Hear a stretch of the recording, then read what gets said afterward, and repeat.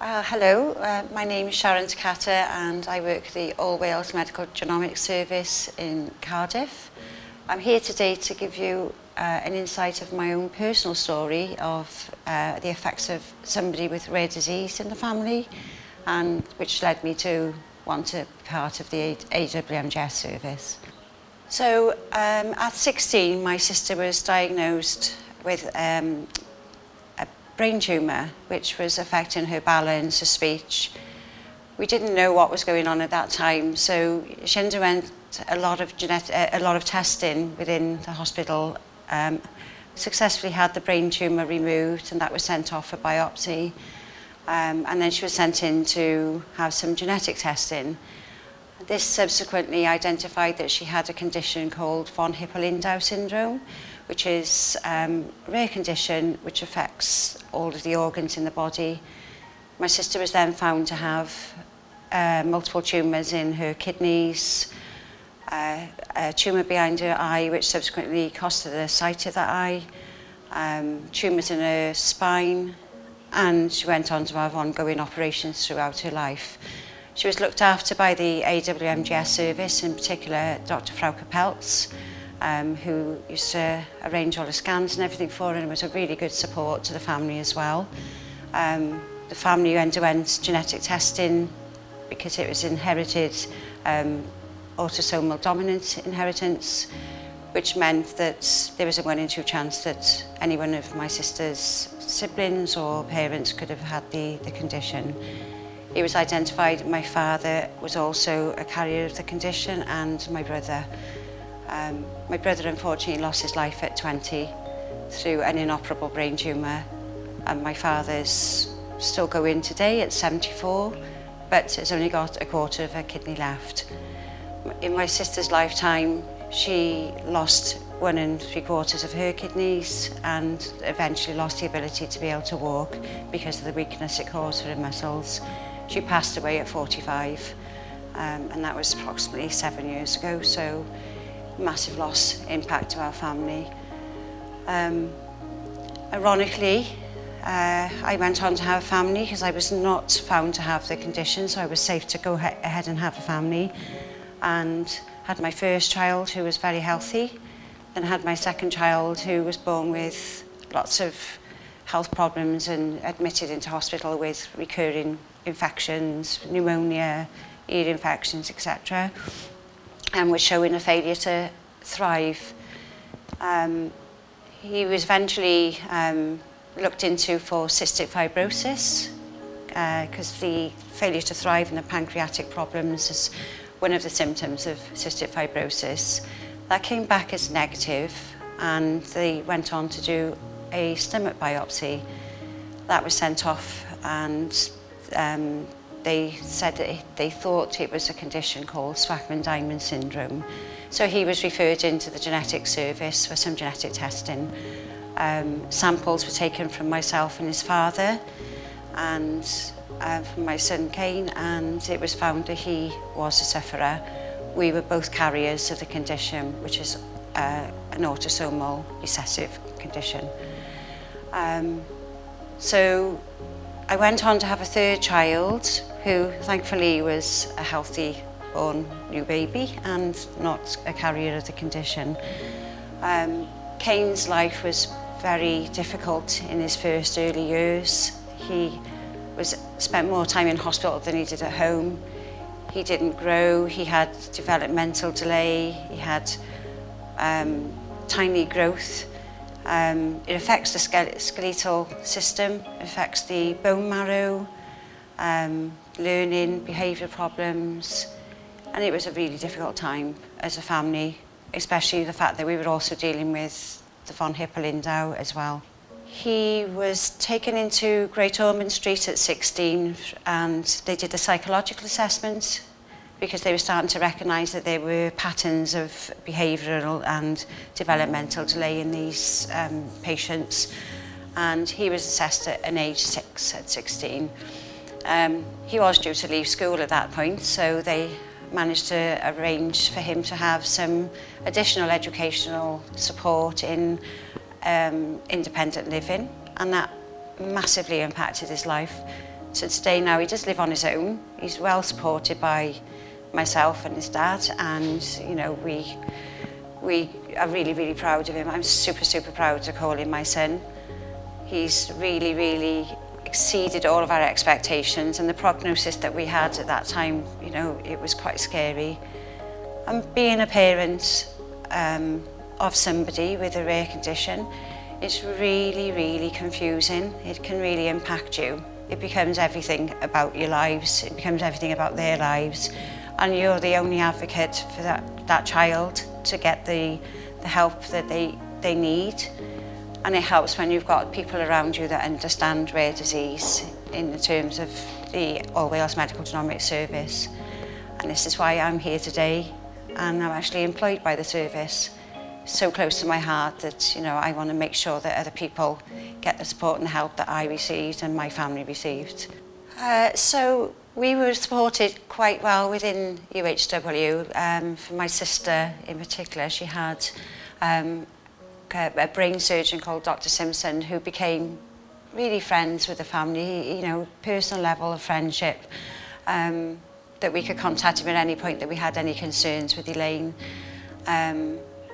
And he was amazing. We also had the renal team who supported with all the kidney problems, and you know, with my sister losing a whole and 3/4 of her kidney, it was put forward that we would look into kidney donation. So I was tested as 99% match for her. So we were going through the process of actually looking into her receiving my kidney.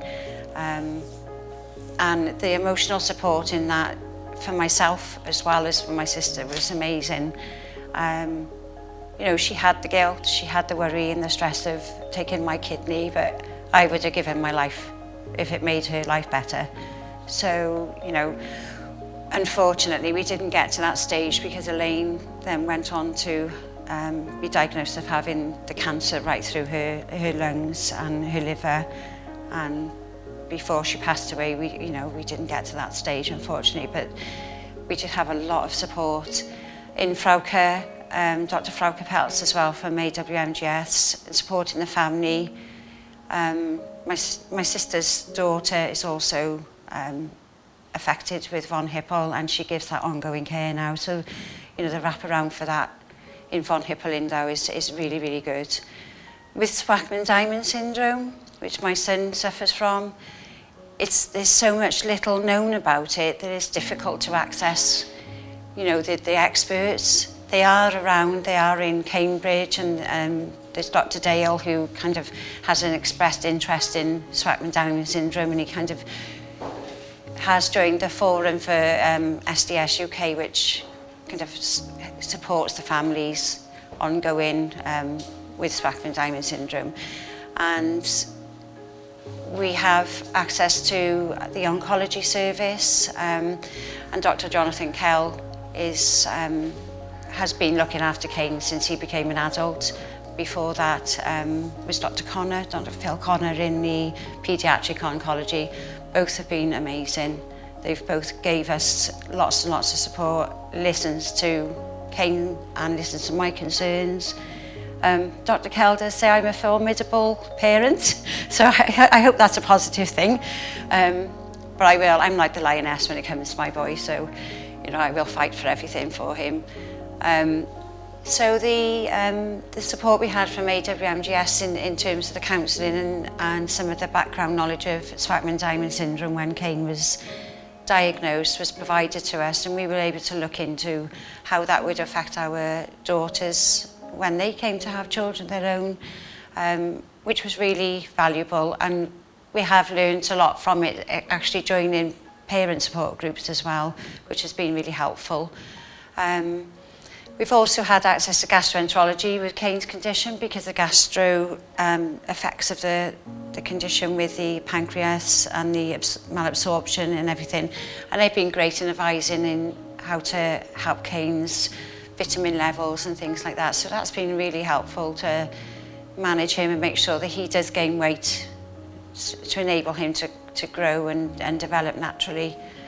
I think to promote awareness of rare disease is really important, and I think a diagnosis of rare disease, that's your pinpoint of actually letting the family know that there is help and support out there.